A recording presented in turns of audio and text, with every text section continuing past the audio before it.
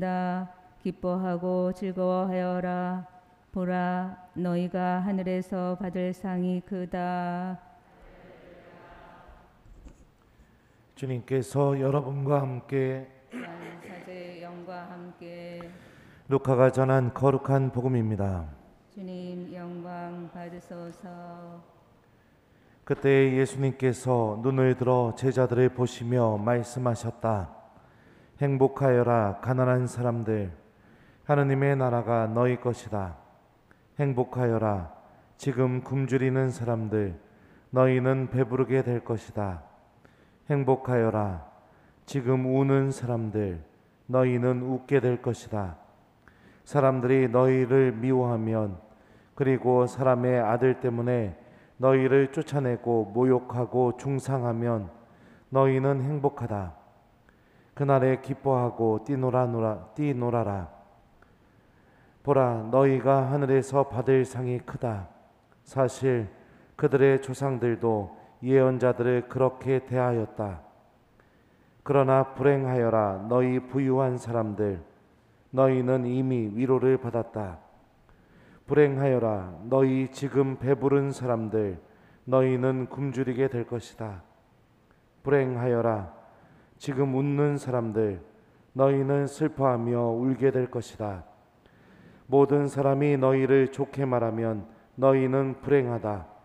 사실 그들의 조상들도 거짓 예언자들을 그렇게 대하였다. 주님의 말씀입니다. 그리스도님 찬미합니다.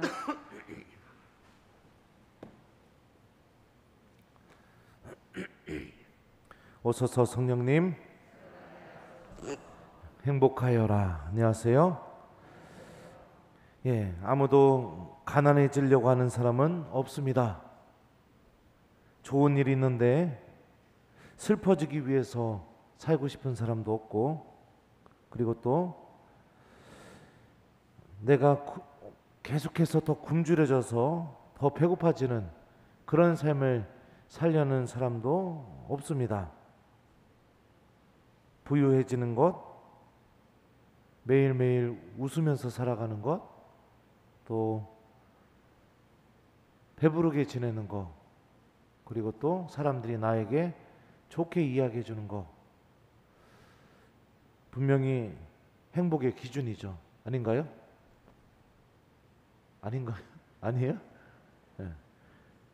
다 그렇게 살려고 열심히 노력도 하고 일도 하고 그러면서 삽니다. 근데 예수님은 왜 반대로 말씀하실까요? 가난한 게 행복하고, 울고 있는 게 행복하고, 굶주리고 있는 게 행복하고, 사람들이 나에 대해서 안 좋게 말하는 게 행복하다. 이 말만 놓고 보면은 예수님께서 우리에게 좀 무리한 요구를 하는 것처럼 보여집니다. 근데 저도 사제로 15년 살아오면서 오늘 예수님이 이 말씀하시는 행복의 기준이 무엇인지 조금은 이해가 되는 것 같습니다. 부유하게 사제 생활을 해봤었는데 해보니까 제일 먼저 사라지게 되는 게 무엇이냐면 하나님께 기도하는 법을 잃어버리게 되는 거. 하나님을 찾지 않게 되더라고요. 또 항상 좋은 일만 있고 또 웃으면서 그렇게 지내다 보니까 또 제일 먼저 사라지는 게 무엇이냐? 하나님께 감사드리는 마음이었습니다. 그냥 모든 게 다 내 힘으로 된 것 같고, 감사드려야 할 이유도 없더라고요. 매일매일 웃으면서 기쁘니까. 또 모든 것이 풍요롭고 또 그래서 굶주리지 않고 그렇고 살다 보니까 아주 작은 불편함에도 불평하는 사람이 되고, 또 하느님께 의지하는 마음을 제일 먼저 잃어버리게 되는 것을 이렇게 체험했었습니다. 그런데 또 가난한 본당의 주임 신부를 해봤었는데요. 본당 살리기 위해서 제일 먼저 하게 된 게 교우들과 특히 사모견들과 하나님께 기도하는 사람이 이렇게 되었었습니다. 그 가난 때문에 하나님께 도움을 청하고 또 모든 일에 앞서서 하나님께 의지하고 또 하나님께 희망을 걸고 그런 마음을 이렇게 배우게 된 것 같습니다.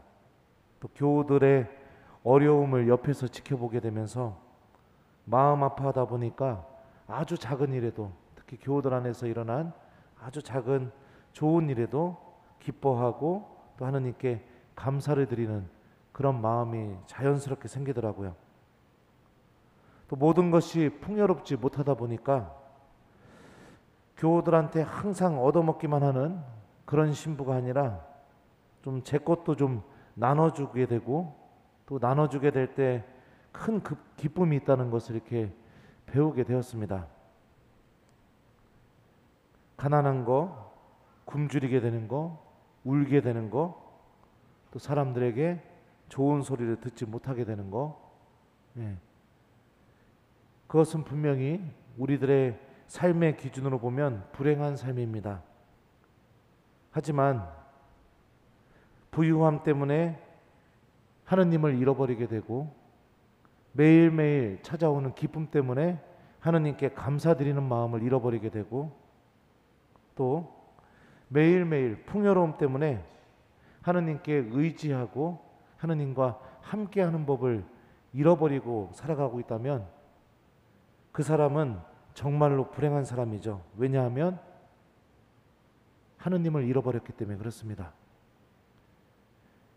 그 영혼이 하느님을 찾는 법을 잃어버렸고 하느님과 함께하는 것이 무엇인지를 전혀 느끼지 못하는 그런 상태에 놓였기 때문에 그렇습니다.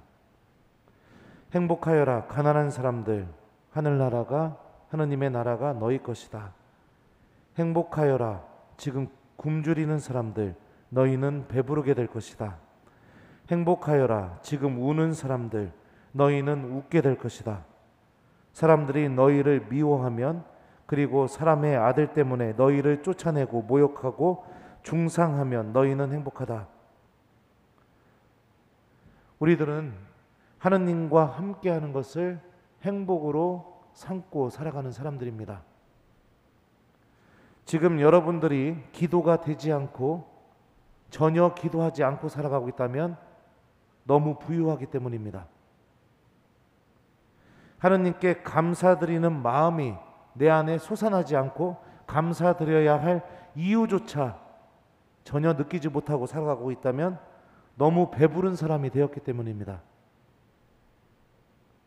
하느님께 의지하고 또 하느님과 함께하는 것이 얼마나 소중한지를 전혀 모르고 그렇게 해야 할 필요성도 못 느끼고 살아가고 있다면 그 영혼이 하느님께서 주시는 기쁨과 위로가 무엇인지를 완전히 잃어버렸기 때문입니다.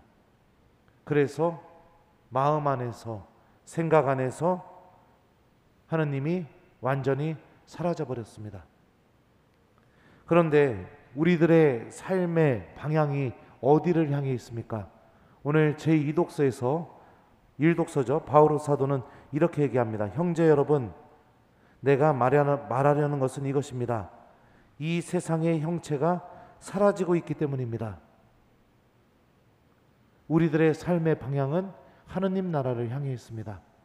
그리고 우리가 삶을 통해서 정말로 얻고 배워야 할 것은 하느님과 함께하는 기쁨이고 내 영혼이 하느님께 의지할 수 있는 그런 영혼이 되는 것, 주님께서 나에게 주시는 영적인 기쁨들이 내 안에 충만해지는 것, 우리가 삶을 통해서 배워야 될 것이 바로 그런 것들이죠.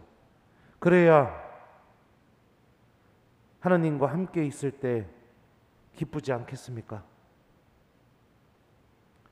기도 한 번 하는 것이 그렇게 짜증나고 속상하고 화딱지 나서 죽는 사람이 어떻게 하느님 나라에서 하느님과 함께 있는 것이 기쁘다고 고백할 수가 있겠습니까?